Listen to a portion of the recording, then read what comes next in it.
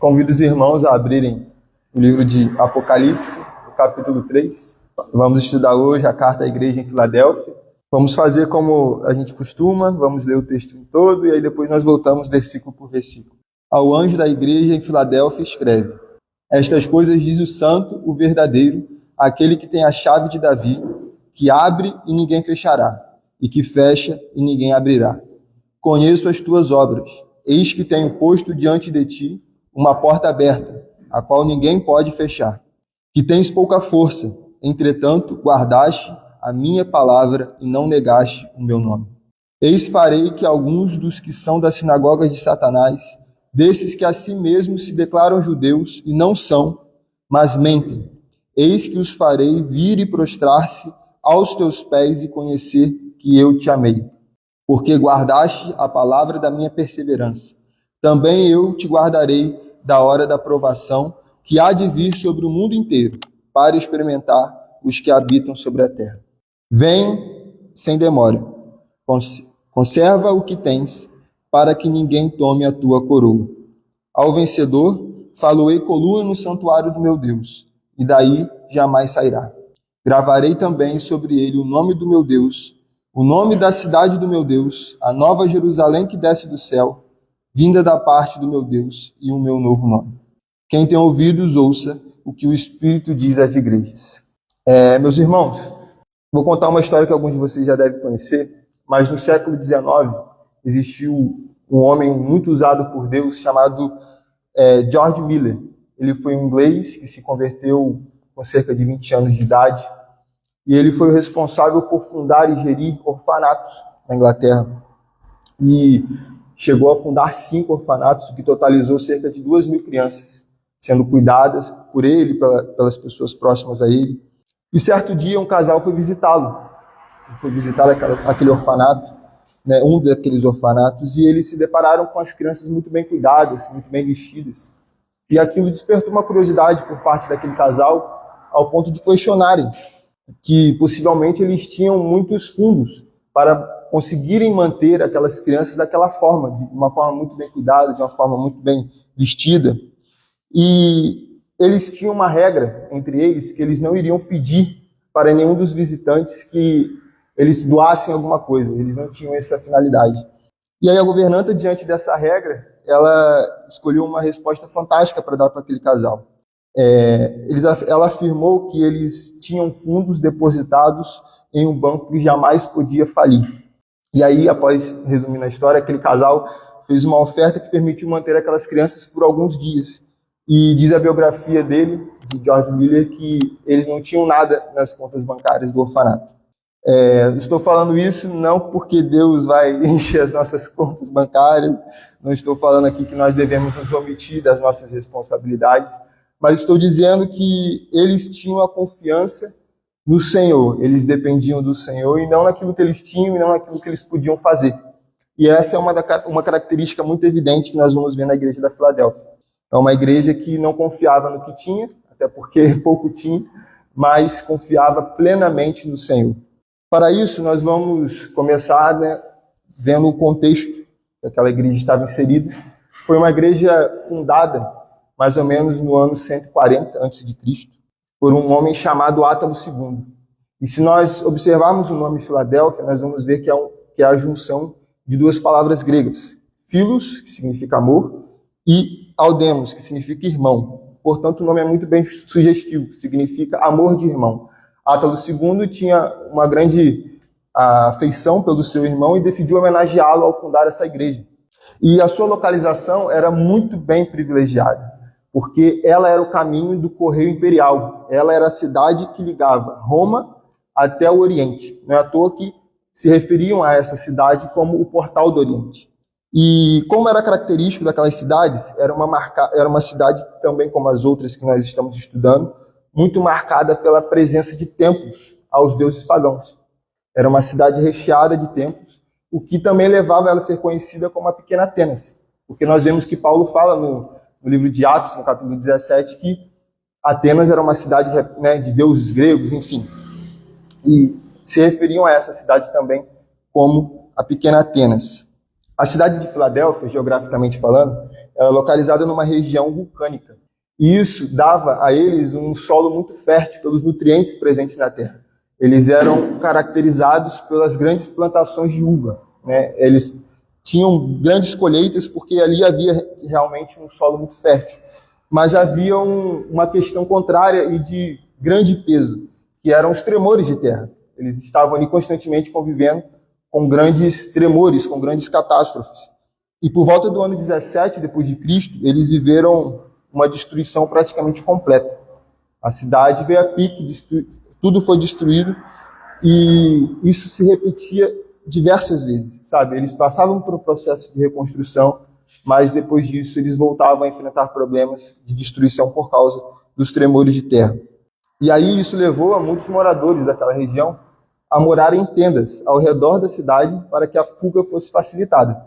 Quando a terra começasse a tremer, quando os terremotos começassem, eles logo partiam, né, para longe daquela região, com medo de tudo de novo desmoronar, né, e em cima deles, causando morte, enfim. E aí nós vamos ver que Tibério, né, o imperador da época, ele ajudou a cidade a se reconstruir depois dessa grande devastação do ano 17 depois de Cristo. E aí eles tinham o costume nessa cidade de homenagear, de reverenciar todos os imperadores que ajudavam a reconstruir. Foi assim com Tibério, né, começando a chamar, mudando o nome da cidade, eles homenageavam dessa forma. E aí eles começaram a chamar a cidade de Nova Cesareia, porque foi César que ajudou a reconstruir a cidade.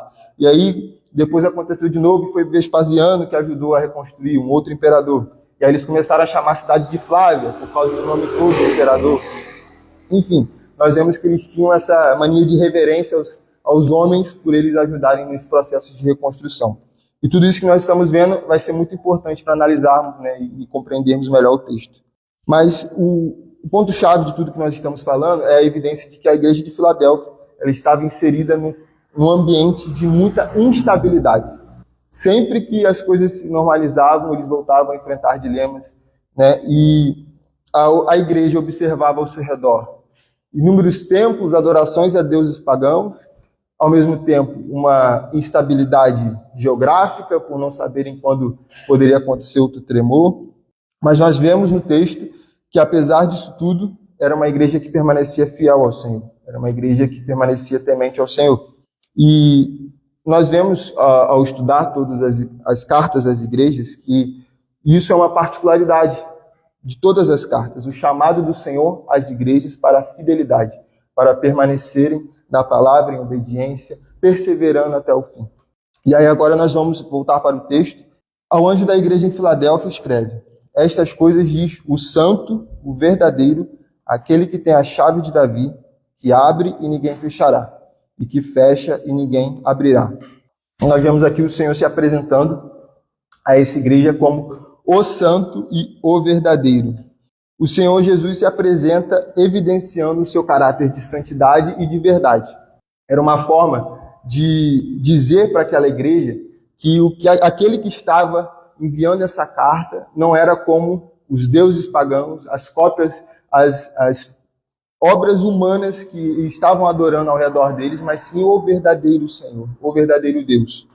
E ele evidencia que o Senhor é o santo e o verdadeiro. Ele é o detentor de toda a verdade e de toda a santidade, sendo ele mesmo o santíssimo e o verdadeiro. Nós vemos no livro de João o Senhor falando sobre como ele era a verdade. E é evidente aqui que no Senhor continua a sua apresentação, ele afirma que ele é o que tem a chave de Davi. E, portanto, o Senhor ele é o santo, o verdadeiro, e ele é o detentor de toda a autoridade. Aquele que tem a chave de Davi é o que tem a autoridade sobre todas as coisas.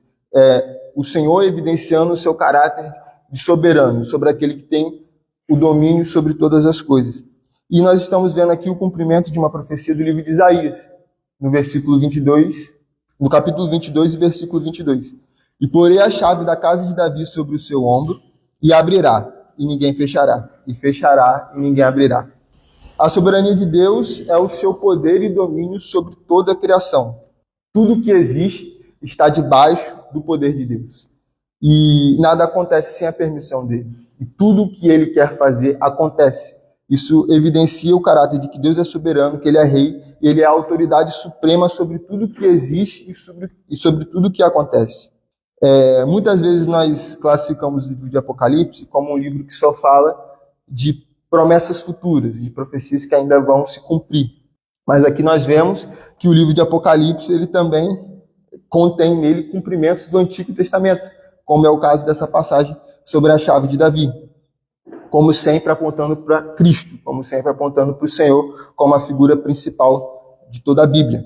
Nós vemos no versículo 8 que: conheça as tuas obras, e eis que tenho posto diante de ti uma porta aberta, a qual ninguém pode fechar, que tens pouca força. Entretanto, entretanto guardaste a minha palavra e não negastes o meu nome. Essa porta aberta que o Senhor está falando aqui é a porta da salvação, né?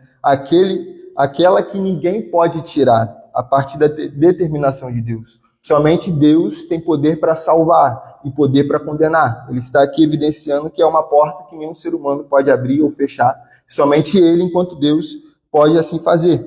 Há uma segunda hipótese de interpretação que pode ser complementar a essa, que é o fato da localização geográfica da cidade.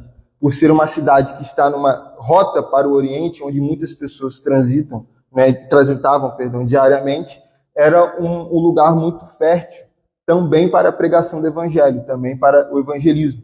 E aí aquilo ali era caracterizado como uma porta aberta para que a igreja da Filadélfia, localizada em Filadélfia, pudesse pregar o evangelho para todas aquelas pessoas. Mas nós vemos que o Senhor começa o versículo 8 dizendo que conhece as obras. É algo também que ele repete, mas mostrando a ênfase, por parte do Senhor de que ele é conhecedor da realidade das igrejas, da igreja dele, dos dilemas, das dificuldades. E nós vamos ver ao longo do texto como a forma que o Senhor fala a essa igreja casa muito bem com o contexto em que ela está inserida. Isso evidencia a importância também da igreja local, como a igreja local é importante para o Senhor, para nós e para a atuação do Senhor em relação à igreja.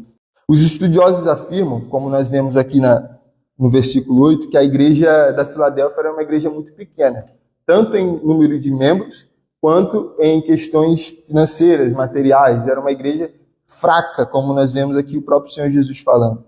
Isso nos leva a que nós aprendemos na carta à igreja de Esmina, que era uma igreja bem-sucedida, que era uma igreja rica, mas não aos olhos do homem, aos olhos de Deus. Ela era caracterizada por também ser uma igreja pequena, por uma igreja sem condições financeiras, mas que era rica aos olhos do Senhor por ser uma igreja fiel, por ser uma igreja que permaneceu em comunhão com Deus, buscando nele a dependência.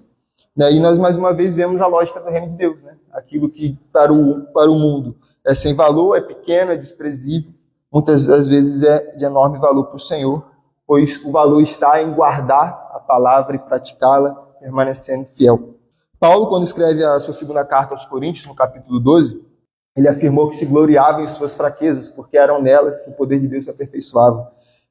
A graça de Deus era o que bastava para ele, porque ainda que ele se encontrasse fraco, ele estava dependendo da graça de Deus, era o que bastava para ele. E a igreja de Filadélfia, por curiosidade, foi a única dentre as 7 igrejas que rompeu milênios. Ela foi a única que permaneceu de pé após séculos. Ela chegou a permanecer existindo até meados do século XX, tendo 5 congregações. Então nós vemos que aquela caracterizada como fraca, caracterizada por ser pequena, por ser de pouca expressão diante do mundo, foi a única que permaneceu por tanto tempo, enfrentando até milênios de existência. A igreja aí nós vamos para o versículo 9. Eis farei que alguns dos que são da sinagoga de Satanás, desses que a si mesmos se declaram judeus e não são, mas mentem, eis que os farei vir e prostrar-se aos teus pés, e conhecer que eu te amei. Então, assim como a igreja de Esmina, a igreja de Filadélfia enfrentou problemas com os falsos judeus. Eles eram falsos não porque eles não eram da descendência de Abraão, mas porque eles estavam rejeitando Cristo. Eles estavam rejeitando a nova Israel. E aí nós vamos ver que esses judeus estavam mais uma vez afastando os cristãos das atividades das sinagogas e levantando acusações, levantando difamações contra aquela igreja. E o Senhor, mais uma vez, se refere a eles como sinagoga de Satanás, evidenciando que o caráter dele não estava de acordo com aquilo que o Senhor queria do seu povo e permanece querendo para o seu povo. Eles negavam a figura de Cristo como Messias, né, e achavam que a salvação ainda iria vir, decorrer da descendência de Abraão. E vale destacar que aquela cidade, ela tinha muitos judeus, porque era uma cidade comercial, de uma rota comercial, então eram muitos judeus que ali viviam. Mas como nós vimos no versículo 8, meus irmãos, ele é aquele que tem a chave, né? Ele conhecia as tribulações que aquela igreja estava passando, né? Ele sabia de tudo que estava acontecendo ali, porque ele é soberano. E isso deve nos trazer paz, né? Porque o Senhor, como nós aplicamos para a nossa vida, né? Ele não é indiferente aos nossos sofrimentos, né? O Senhor, ele foi homem de dores. Então, ele está conosco todo o tempo e ele sabe que tudo que nós iremos passar e passamos como igreja dele. E aí nós vamos ver a partir dessa segunda parte do versículo 9, que o Senhor vai fazer promessas para a igreja, para aquela igreja em Filadélfia. Ele diz assim, ó: eis que os farei vir e prostrar-se aos teus pés e conhecer que eu te amei. Os inimigos irão reconhecer o amor de Cristo para com os seus santos. Né? Muitas vezes a nossa fé é confrontada, muitas vezes nós queremos até mesmo retrucar essas acusações, essas perseguições, essas falsas acusações acerca do Evangelho, mas o Senhor, ele enfatiza que aqueles que acusam, aqueles que excluem, aqueles que difamam, eles irão ver o amor de Deus para com a sua igreja. E aí o amor do Senhor, ele foi demonstrado na cruz. E a essa boa obra, a vitória sobre a morte, nós iremos presenciar e viver de forma plena a partir do grande dia, né? A partir do juízo. Nós já hoje vivemos com a certeza da salvação e todas essas pessoas que perseguem e excluem a igreja verão grande amor para conosco que Deus teve na cruz e permanece tendo por toda a eternidade. No versículo 10 nós vemos que porque guardaste a palavra da minha perseverança, também eu te guardarei da hora da provação que há de vir sobre o mundo inteiro, para experimentar os que habitam sobre a terra. Esse versículo é importante porque muitos pegam esse texto de forma equivocada para afirmar que a igreja do Senhor não vai passar pela grande tribulação. Quando eles leem aqui que te guardarei da hora da provação que há de vir sobre o mundo inteiro, muitos acham que a igreja, interpretando de forma equivocada, iria ser arrebatada e aí sim iria vir a grande tribulação sobre a terra. Mas esse texto ele não está falando sobre isso. O Senhor, ele fala aqui que vai os guardar da provação. O Senhor, ele queria passar para aqueles irmãos que eles poderiam viver com a certeza de que quando a provação viesse sobre eles, eles deveriam entender que o Senhor iria guardá-los, o Senhor iria livrá-los, mas não que eles não iriam passar, né? E essa é uma das promessas que se estendem até nós, né? Por toda a igreja de Cristo. E como nós devemos agradecer a Deus pelas promessas dele? É uma outra coisa que nós precisamos voltar ao entendimento verdadeiro, bíblico, né? Que são as promessas de Deus. Serão muitos momentos da nossa vida que nós iremos passar por dilemas, por aflições, por medos, por angústias, né? Por sofrimentos. E são nesses momentos que nós devemos nos lembrar das promessas de Deus. E é importante que nos lembremos que Deus ele não é homem para que minta e nem filho do homem para que se arrependa. Tendo ele prometido, não fará. Tendo ele falado, não cumprirá. Nós já vimos isso na Bíblia. Mas nós precisamos esclarecer que nós não estamos falando aqui de falsas promessas. Nós não estamos falando aqui daquelas profecias que vêm, né, de palavras jogadas em nome de Deus, mas que não estão vindo da parte de Deus, né? Nós não estamos aqui falando que Deus te prometeu carro, te prometeu sucesso, te prometeu riquezas. Nós não estamos falando disso. Mas estamos falando das promessas de Deus que estão nessa palavra e que devem servir para nós como acalento, deve servir para nós como um motivo de esperança. Porque em todo o tempo o Senhor fala que Ele nos prometeu a vida eterna, que com Ele nós temos o perdão para os pecados, né, que nós vivemos em paz com Deus a partir da obra de Cristo na cruz, a partir do momento que nós fomos alcançados por Ele, que temos a salvação nele e que o Senhor completará a boa obra em nós. E tudo isso deve trazer motivos de alegria, ainda que nós passemos por momentos de dificuldade. Até porque Ele falou conosco que nós iríamos passar por esses momentos, mas que era para nós termos bom ânimo. As portas do inferno, elas não prevalecem contra a igreja, porque não há esse dualismo, né? Cristo já venceu, nós já temos a vitória nele. E, portanto, nós devemos caminhar com a certeza da vitória. E aí é uma resposta que nós temos que sempre nos voltar, que os cristãos, eles não estão isentos a passar por problemas e nem por tribulações, mas que nós temos a segurança em Deus. Venho sem demora, conserva o que tens, para que ninguém tome a tua coroa.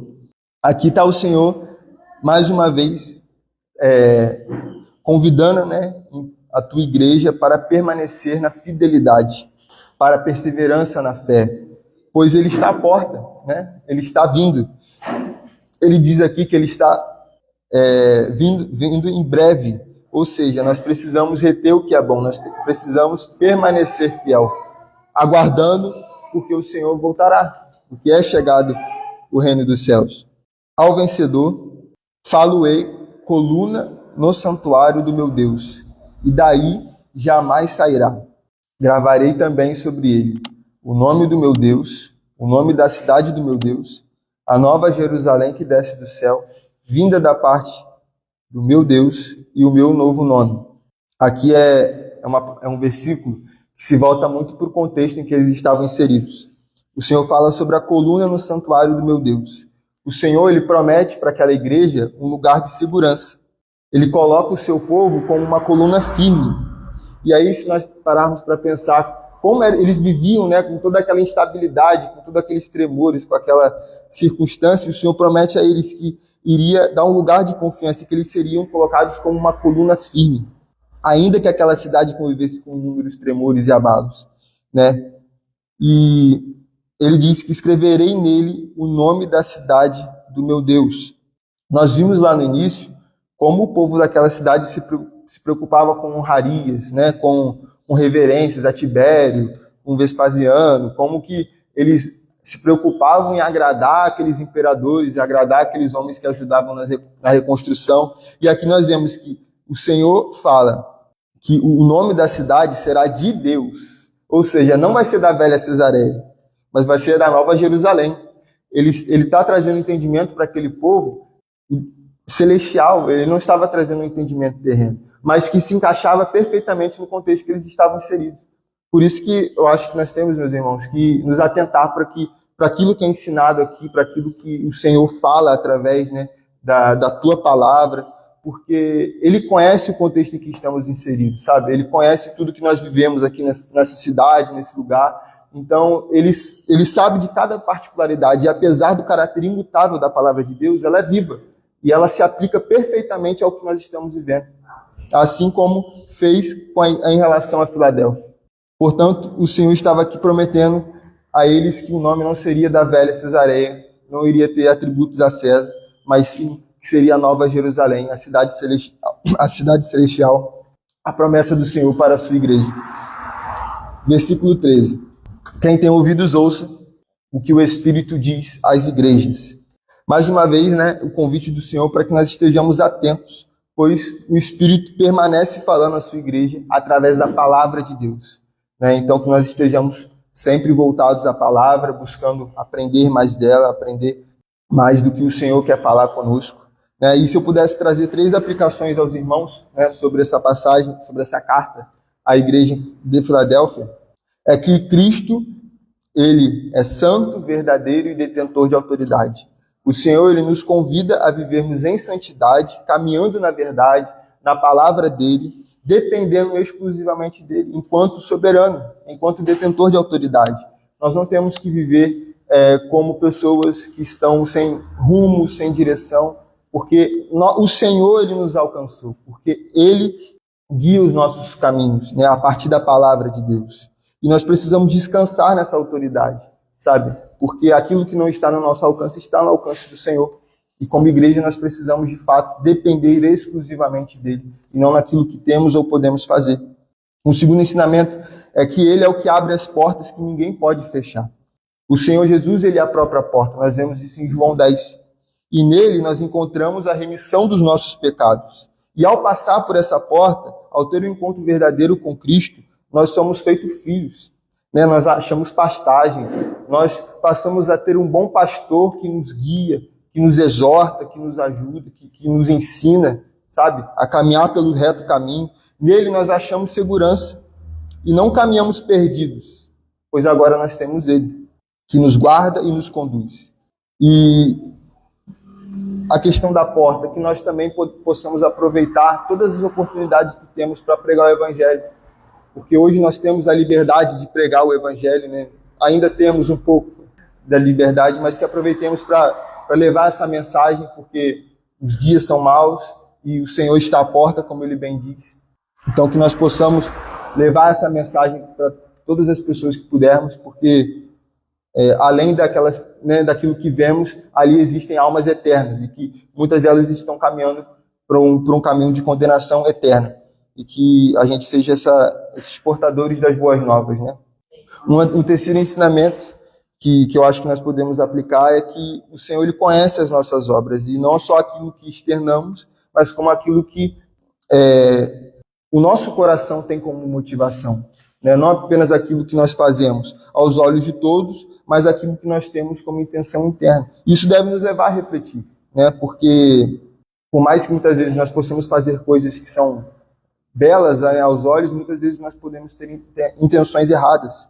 E nós precisamos viver e ter uma vida marcada pela oração, pela leitura da palavra, fazendo aquilo que é justo e agradável para o Senhor com as devidas motivações, né? E se nós pudermos aqui refletir sobre isso, como tem sido a nossa vida de oração, como tem sido a nossa vida, né, à luz da palavra de Deus, até porque o culto público é um dia da semana, 2 dias, mas o culto ele permanece, né? O culto é a vida, e a gente precisa viver de fato de forma fiel ao Senhor, como Ele falou para aquela igreja, que ainda que enfrentasse diversas circunstâncias, permanecia fiel em todo o tempo ao Senhor, e guardando os ensinamentos dele. E que essa seja a nossa realidade, e que assim seja a nossa vida, vivendo sempre para a glória dele e para o louvor do nome dele. Amém, meus irmãos?